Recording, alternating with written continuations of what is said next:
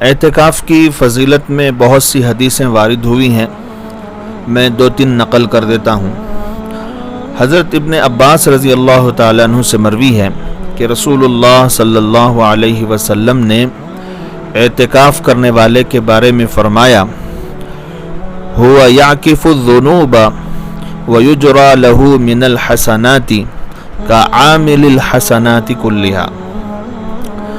اعتکاف کرنے والا گناہوں سے محفوظ رہتا ہے، بچا ہوا رہتا ہے، اور اس کے لیے نیکیاں اتنی ہی لکھی جاتی ہیں جتنی کہ کرنے والے کے لیے۔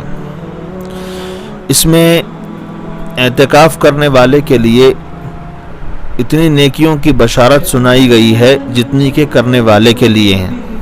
اس کا مطلب یہ ہے کہ اعتکاف کرنے والا اعتکاف کی وجہ سے بعض نیک اعمال نہیں کر سکتا، مثال کے طور پر مریض کی عیادت نہیں کر سکتا، جنازے میں شرکت نہیں کر سکتا، وغیرہ وغیرہ۔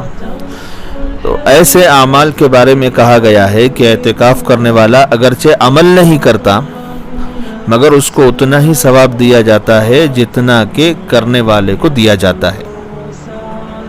ایک روایت ہے حضرت ابن عباس رضی اللہ تعالیٰ عنہ کی، ایک لمبی حدیث میں رسول اللہ صلی اللہ علیہ وسلم کا یہ ارشاد بھی نقل کرتے ہیں کہ من اعتکف یوما ابتغاء وجہ اللہ جعل اللہ بینہ وبین النار 3 خنادق کل خندق ابعد مما بین الخافقین۔ رسول اللہ صلی اللہ علیہ وسلم نے فرمایا کہ جو شخص ایک دن کا بھی اعتکاف اللہ کی رضا کے واسطے کرتا ہے، اللہ کی خوشنودی کے واسطے کرتا ہے، حق تعالی شانہ اس کے اور جہنم کے درمیان 3 خندقیں آڑ فرما دیتے ہیں جن کی مسافت آسمان اور زمین کی درمیانی مسافت سے بھی زیادہ چوڑی ہوتی ہے۔ ایک روایت ہے حضرت حسین بن علی رضی اللہ تعالیٰ عنہ سے، حضرت نبی کریم صلی اللہ علیہ وسلم نے ارشاد فرمایا، من اعتکف 10 فی رمضان کان کحجتین او عمرتین۔ جو شخص عشرہ رمضان کا اعتکاف کرے، یعنی آخری عشرے کا اعتکاف کرے، اس کو 2 حج اور 2 عمروں کا اجر ہے۔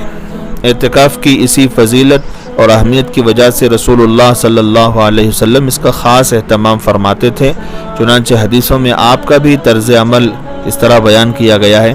حضرت عبداللہ بن عمر رضی اللہ تعالیٰ عنہ فرماتے ہیں، کان رسول اللہ صلی اللہ علیہ وسلم یعتکف العشر الاواخر من رمضان۔ رسول اللہ صلی اللہ علیہ وسلم آخری 10 دنوں کا اعتکاف فرمایا کرتے تھے۔ اسی طرح حضرت عائشہ رضی اللہ تعالی عنہا فرماتی ہیں، ان النبی صلی اللہ علیہ وسلم کان یعتکف العشر الاواخر من رمضان حتی توفاہ اللہ۔ اللہ کے نبی علیہ الصلوۃ والسلام رمضان کے آخری دنوں کا اعتکاف کیا کرتے تھے یہاں تک کہ اللہ نے آپ کو وفات دے دی، یعنی آپ صلی اللہ علیہ وسلم آخری عمر تک بھی اعتکاف کا اہتمام فرمایا کرتے تھے۔ یہ تو فضیلت کی باتیں ہوئی۔ اب اعتکاف کی قسمیں بھی جاننا چاہیے، چنانچہ علماء احناف کے نزدیک اعتکاف کی 3 قسمیں ہیں: واجب، سنت مؤکدہ، مستحب یعنی نفل۔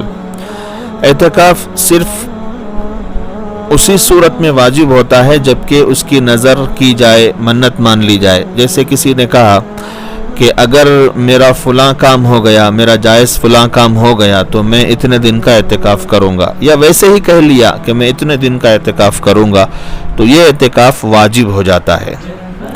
اب سنت مؤکدہ کون سا ہے؟ سنت مؤکدہ وہ رمضان میں اخیر عشرے کا اعتکاف ہے۔ اس عشرے میں نبی پاک صلی اللہ علیہ وسلم سے بالالتزام اعتکاف کرنا احادیث صحیحہ سے ثابت ہے، جیسا کہ آپ نے سنا۔ اب بچتا ہے نفل مستحب اعتکاف۔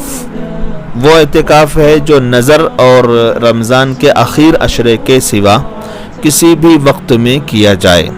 تو یہ اعتکاف کی 3 قسمیں علماء احناف کے نزدیک معتبر مانی گئی ہیں۔